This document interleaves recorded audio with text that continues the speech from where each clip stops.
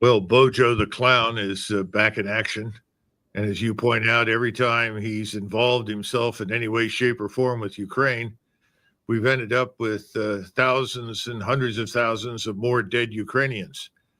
I know that President Trump recently said some things. I think he was in error, and we are all going to discover that Moscow is not interested in any agreement that allows NATO troops, specifically French or British, to take up residence under any circumstances, whether they're peacekeepers or anything else in Ukraine. So I think that's unfortunate. And if President Trump really wants this agreement to work, he needs to go back and carefully examine Putin's words. But of course, Bojo the Clown is interested in creating the illusion that somehow or another we're going to end up with a Ukraine inside NATO at some future date. And that, of course, is a non-starter. We may not see NATO around very much longer as it is. Colonel, here is what the president said just a few minutes ago, Chris, and it's even worse than Bojo, because President Trump is talking about U.S. personnel. He doesn't say military, U.S. personnel on the ground, and nobody will mess with us. I'll let you respond after we listen to it. Cut number 12. They spent $350 billion, and Europe spent $100 billion. Now, does anybody really think that's fair? But then we find out a little while ago, not so long ago, a few months ago, I found out that the money they spent, they get back. But the money we spent, we don't get back. I said, well, we're going to get it back. And we'll be able to make a deal. And again, President Zelensky's coming to sign the deal. And it's a great thing. It's a great deal for Ukraine, too, because they get us over there. And we're going to be working over there. We'll be on the land. And, you know, in that way, there's sort of automatic security, because nobody's going to be messing around with our people when we're there. And so we'll be there in that way. But Europe will be watching it very closely. I know that UK has said, and France has said, that they volunteered to put so-called peacekeepers on the site, and I think that's a good thing. You know, we both respect him, and we both applaud his willingness to communicate with the Russians meaningfully, but statements like that betray either gross ignorance or very, very bad intel. Your thoughts, Colonel? No, I think that's a polite way to put it. You know, to be frank, President Trump needs to get out of this notion of putting anybody in Ukraine who's not Ukrainian, and stay away from it. I heard this, and I was genuinely disappointed, because I think there's been a gross misinterpretation. But we've had somewhere between 1.2 and 1.5 million Ukrainian dead in this war, along with 100,000 dead Russian troops. Now, what number of those troops are actually Chechen or Muslim versus Christian is irrelevant. They all fought for Russia. And at least 10,000 of the Chechens and other Muslim soldiers have died. This is a catastrophe. And President Trump should recognize that talking about deals regarding rare earth minerals to somehow or another pay us back for a war that we did everything in our power to cultivate and launch, for a war that we subsidized, for a war that persisted far longer than it ever should have because of our influence, is a disaster. I think he should be much more mindful of the human losses, recognize this country is now wrecked, recognize that Russia has also paid a price for its victory, and back away from this. Stop talking about deals that are going to compensate us for something good. We didn't do any good. We did the opposite.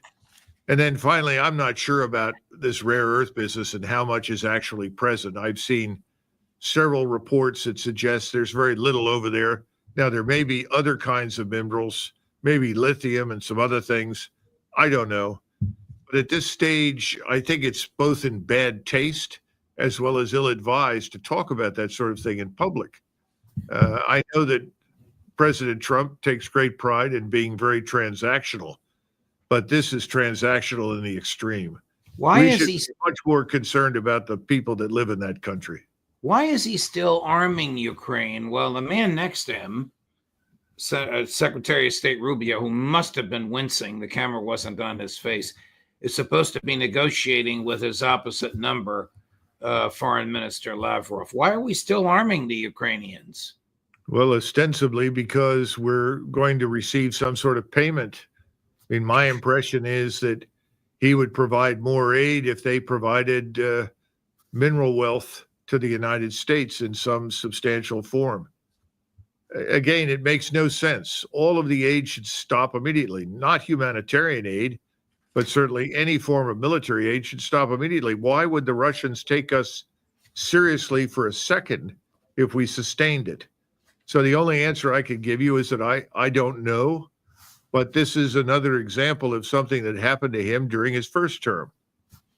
He would issue an order, he would give direction, but then there was no follow-up to ensure that his orders and directives were obeyed.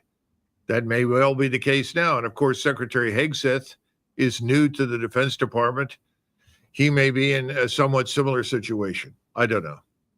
Here's Foreign Minister Lavrov earlier today, before President Trump made the statement that we just ran and you just analyzed. Chris, cut number 11. We cannot consider any options of deploying peacekeepers to Ukraine. I don't know what Macron said there. He did not play his role very convincingly in Washington. But when this topic was raised at a press conference, as I read, President Trump said a decision to deploy peacekeeping forces is possible only with the consent of both parties, apparently meaning us and Ukraine. No one asks us about this. Well, he didn't say that when he made his statement from the cabinet meeting that you just analyzed. But this betrays, in my view, gross ignorance, unless this is some sort of negotiating ploy. Who knows? That's the way he operates. But if he honestly believes what he's saying, to me, this betrays a gross ignorance of the Kremlin's mentality and the Kremlin's capabilities on this. The Russians are deadly serious people. They don't bluff. Neither do the Germans. I think the Russians in particular, at this point in time, are not interested in nonsense. They're not going to take any sort of strategic hedge that President Trump or anyone else thinks they're creating seriously. They want an end to this. They're willing to sign an agreement with us. They're interested in a security architecture for Europe, Russia, and the United States. We need to take that very seriously. This should be seen as a strategic inflection point in the history of Europe and, frankly, the world. And we should treat it appropriately, very seriously.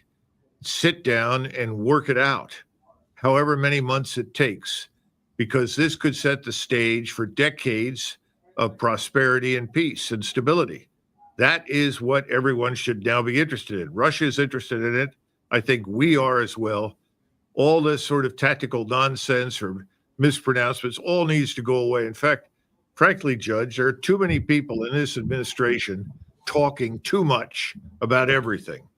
We need less of this marketing ploy, less nonsense, and more facts. And those facts should come from the president and not from anybody else. And they should come, I would say, only when absolutely necessary and carefully constructed after much research and understanding. That obviously is not the case.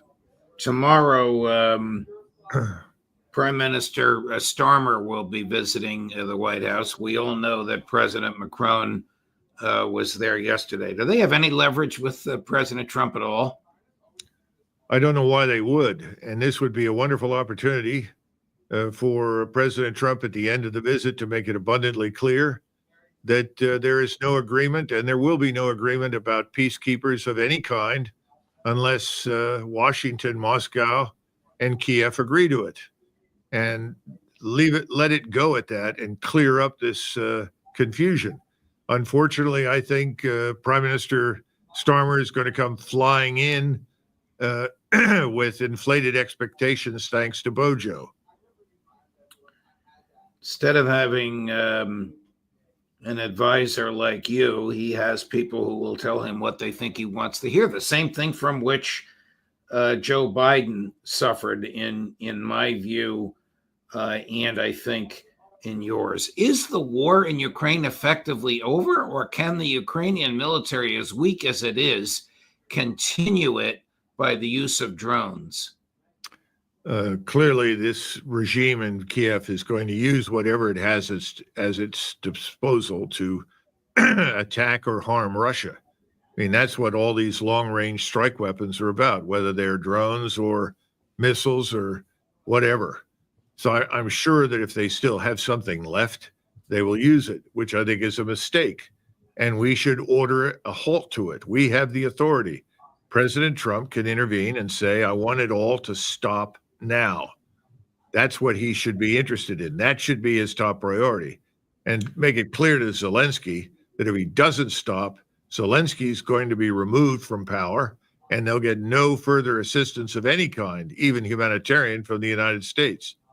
That's what President Trump should do. And otherwise, he should be focused here at home, where we have 100 million people on food stamps, which is outrageous, but that's where we are thanks to this economy. You are 100% correct. You're also correct under the law, because the hundreds of billions that Congress authorized is all, quote, subject to the discretion of the president. Unlike other expenditures that Congress orders, he is not required to spend it all. He can exercise, I realize that these laws were enacted when Joe Biden was president, but Donald Trump can exercise his discretion as he sees fit. He could turn that spigot off in a heartbeat right now if he wanted to. I wonder if his advisors, Secretary of State Hegseth and Defense Hegseth and Secretary of State Rubio and Mike Waltz. Mike Waltz knows these things. He was in Congress when this stuff was negotiated. He voted for it foolishly, but he did. I wonder if they've told this to the president. I have no idea. I don't know what sort of discussions are actually held. Right. Of course, none of us knows. Switching gears, Colonel, do you believe that Prime Minister Netanyahu is determined to wreck the ceasefire with Gaza and reintroduce genocide in the Gaza Strip? I think President Netanyahu intends to resume the attacks in Gaza. He plans to continue activities in the West Bank that will ultimately result in something similar to what's happened in Gaza. And I still think that he's carefully organizing for an attack against Iran. I think Egypt is very close to delivering an ultimatum. They've announced that they're going to provide an ultimatum to the Israelis. I don't know what the content is. I've been trying to get a copy of it, or at least a translation of it. Haven't been able to do that. But I think that ultimatum is coming from President Sisi to Mr. Netanyahu, and I think that will trigger a war, because I don't think Mr. Netanyahu is going to stop doing anything. He's going to absolutely continue to do what he began.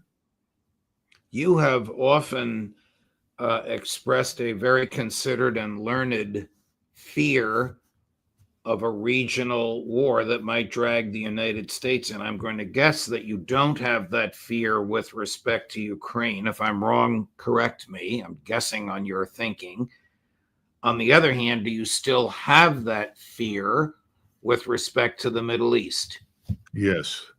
I think all of the Arab states, they're meeting, as you know, on the 4th of March. This is to consider the plan for Gaza that's been outlined by the Egyptians, which is obviously radically different from what the Israelis and President Trump have been talking about. For instance, the Egyptians plan to build temporary facilities for the population to remain in Gaza while repairs are effected.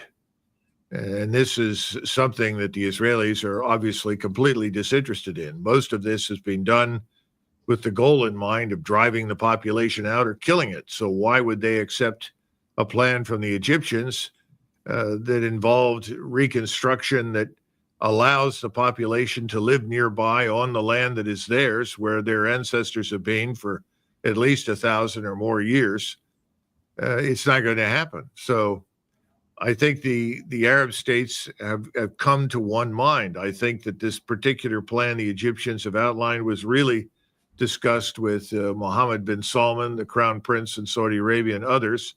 It's now going to be presented to all the Arab states. They will all back it. And then Israel is going to be stuck with the ultimatum. Either you accept this or we go to war. Now, will President or Prime Minister Netanyahu wait for this to happen, or will he preempt it with action? The Israelis are very good at preemption, and they may decide to preempt action by attacking the Egyptian forces that are currently arrayed along the border with Israel. I don't know, but I don't think this is going to come to fruition. I think ultimately it will break down and the war will resume.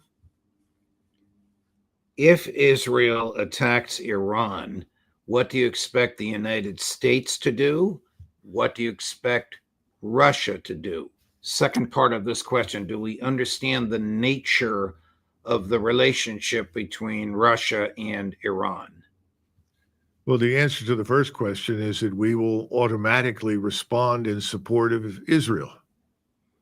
Go back and listen to Secretary of Defense Hegseth's promises made in public in the conference room across from the Office of the Secretary of Defense in the Pentagon, in which he told a broadly smiling Netanyahu and Mr. Netanyahu's supporting cast that they stood ready to provide whatever support Mr. Netanyahu needs, that everyone at the table with Secretary Hegseth was on side with them, and that we were ready to go. So I think that's quite obvious. We will immediately join whatever happens. Now, when I say immediately, will we fly the initial assaults against the Iranians? Perhaps not, but we'll be not far away. We will provide the refueling assets, and we will reinforce the attacks once it becomes clear that the Israelis have attacked and the Iranians respond. So that's the answer to the first question. Yes, we will be deeply involved. Secondly, do we understand the relationship between Iran and Russia and what Russia is likely to do? The answer is no. I think that we tend to compartmentalize. We view what happens in Ukraine as separate and distinct from what happens in the Middle East. Don't think the Russians see it that way. For them, an attack on Iran is going to be treated as an attack on their strategic interests, their national security concerns, just as our intervention in Ukraine to push the war against Russia was viewed as an attack on Russian national security interests. So I think initially the Russians will assist in any way they can to support and defend Iran. Then, as it becomes clear that we are involved with the assaults on the country, I think we will see their intervention to help protect Iran, and that would include potentially attacks on us in the region. And by the way, we haven't mentioned it, but once this war breaks out and all of the Arab states are unambiguously allied against Israel and are part of this fight that Egypt will initially lead, I would expect the Turks to also eventually intervene. I don't know when, but they won't wait long, because Mr. Erdogan, who still views himself as the unofficial leader of Islam in the region, particularly the Sunni Islamists, is not going to miss the opportunity. He's the one that wants to march into Jerusalem and liberate it more than anybody else. Wow. Colonel, before we go, do we know why the president fired the Joint Chiefs of Staff? Oh, I think so. I think there's a recognition of three things. First of all of these senior officers have come up through the ranks, certainly from the mid-90s until now. That was a very different atmosphere in professional terms from what existed before 1991. Now, I'm not saying that all the senior officers today are much worse or less capable or less competent than the officers that existed before 1991, but I don't think there was any highly politicized faction of any kind inside the senior ranks of the armed forces before Desert Storm. That changes in the 1990s because the Clinton administration and subsequently the George W. Bush administration, which was really in most cases an extension of what happened under Clinton, and then Obama, who was really an extension of what was going on under Bush, positioned officers who were user-friendly to the political regimes. And that meant that they were going to support and implement policies which, frankly, most of the officers that were there before 1991 would have viewed as antithetical to the interests of good discipline, cohesion, and effectiveness. So there's good reason to send them away. We need new, fresh eyes to look at a new world, new situations, new technologies, and frankly, to build new armed forces, not rebuild the old ones. I mean, the biggest mistake we can make at this point is rebuild the old force. The old force is the wrong force. We need to build a new one. So putting new officers in there is important for that reason, as well as the political reason that why would you want someone serving under you who's supposed to obey your orders, who is ostensibly opposed to you fundamentally, viscerally in their thinking? It's catastrophic. Do you want a chair of the Joint Chiefs of Staff who is user-friendly or who will cause you to rethink what you've asked him about? Remember, the mission statement that describes the chairman of the Joint Chiefs' true role in all of these matters is as the senior military advisor to the president. The chairman has no real command authority of any kind. The command authority reaches from the president and the secretary of defense down to the regional unified commanders or the functional and unified commanders. It does not go through the service chiefs. Right. The service chiefs are literally a committee of men and women who are part of the advisory staff for the chairman. They have very limited authority when it comes to operations. So none of these people are in the operational chain of command, but they control most of the money. And when you control most of the money, you control most of the decisions. So changing them for that reason also makes sense. But in the case of the chairman, he's someone who has to be able to speak truth to power. He has to have backbone.